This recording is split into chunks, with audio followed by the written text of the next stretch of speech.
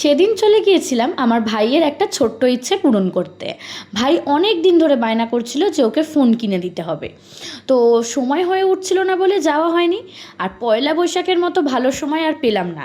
এক তো পয়লা বৈশাখ, নতুন বছর, তার সাথে সেই সময় দোকানে বিশেষ কিছু অফারও পাওয়া যাবে। তাই সেই দিনই চলে গিয়েছিলাম আমি, ভাই, মা সবাই মিলে ভাইয়ের ফোন কেনার জন্য।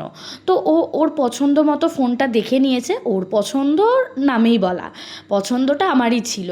ও আমার ওপরেই ছেড়ে দিয়েছিল, বলেছিল তুই যেটা পছন্দ করে দিবি আমি সেটাই নেব।